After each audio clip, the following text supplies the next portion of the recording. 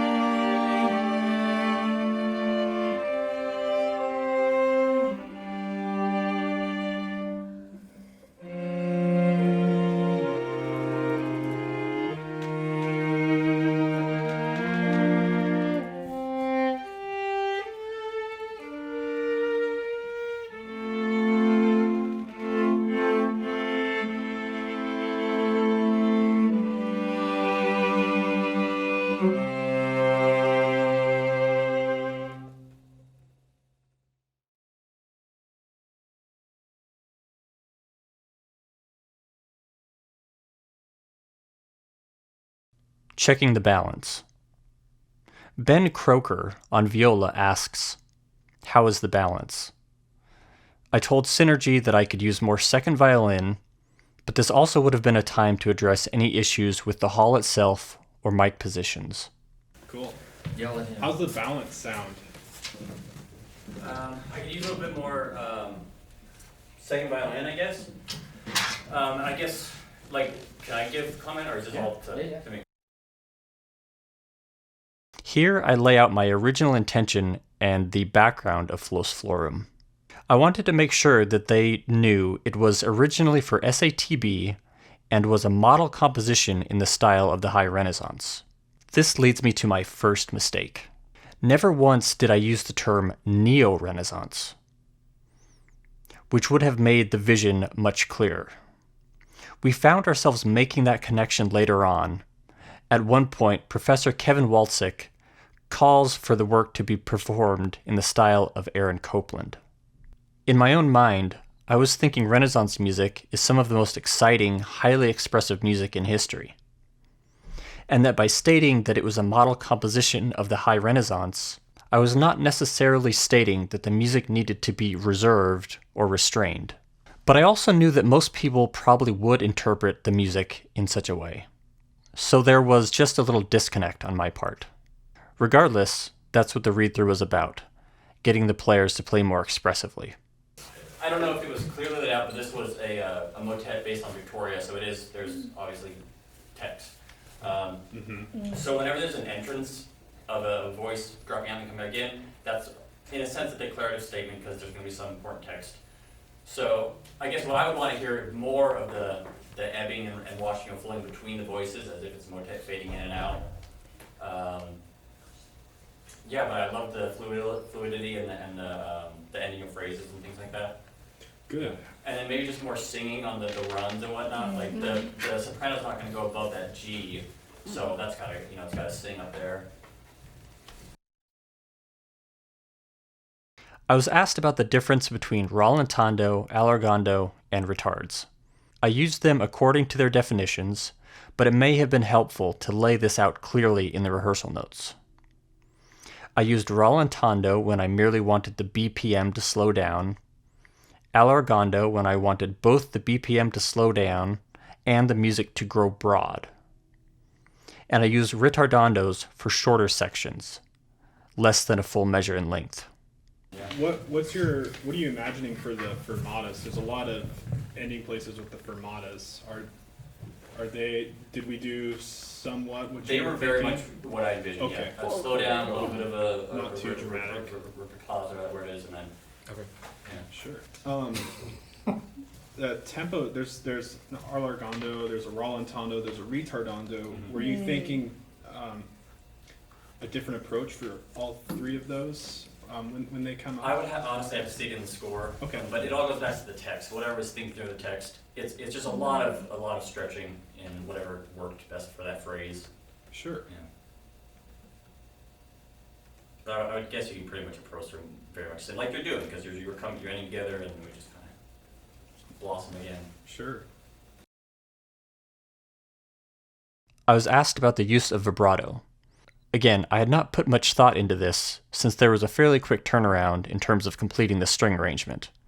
But since this is Neo-Renaissance music and I grew up in a family of string players, it would not have occurred to me to not use vibrato. Okay. Yeah, sure. Yeah. And how much of an early music style are you going for here? Because This is straight you're like- talking about like vibrato and things like that, and if that should be in the, oftentimes, if not Sure. very, very rarely, is there vibrato in it. I have to say I didn't consider that at this point. Okay. Go ahead and use vibrato. That's fine for this rendition of it. Sure. And same for Josh had this beautiful portamento moment. So is that typical of early music? The Portamento? portamento? Yeah. Yeah, Okay, I would say okay. so for sure. Yeah. So you want him to romanticize Go it nuts. out? Yeah. I think if it's this, it could definitely be Okay. more motion and So more. we played it very conservative. Yes. Yeah. No, it doesn't have to be. Okay. That's good. to More know. Copeland. And it seems like a lot of ornaments are written out. Is that something you're going for too? Like, for instance, Oh. do you like it really in rhythm like that? Since However it you is written out. envision the vocalist would perceive it, I Okay. guess. Yeah. Yeah. Kind of, because it seemed like it was kind of mimicking like a melisma type thing. Exactly, Okay. yeah. Sure. Any of those faster notes are definitely going to be connected. Well, so I am curious. I'm not a vocalist at all. Is that partly maybe why it's written out and not written out as like more like grace notes and stuff like that? Is Yeah, that for kinda- sure. for Okay. sure, yeah. Yeah, because as a string player, there's nothing wrong with this, but it is a little. I have to think about it. Like, oh, that's not normally how I'd see that. Yeah. Like Yeah. so, yeah. The recording that the players had was the original SATB arrangement, with a few additional orchestrational layers and flourishes. In the recording, none of the SATB lines actually changed, but there were a few notes added to additional voices. Either way, her point is well taken. Make sure the performers have accurate recordings and sheet music. Yeah, I think for me, like some of the beats, like we had to mark them out just to A make sure lot. we were playing them Yeah. how it was meant to be played. But when I listened to the recording, like at 36, for example, what I have in my part doesn't match how it was played in the recording. So just being kind of mindful of that, just to make sure the timing is consistent. Good old MIDI. Sorry. Take it with a grain of salt. Yeah. Anything else from you guys?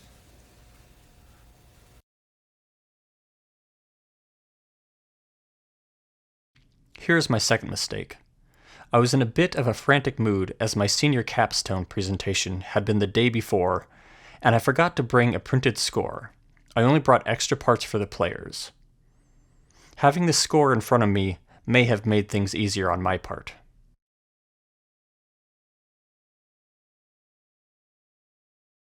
That's pretty much it.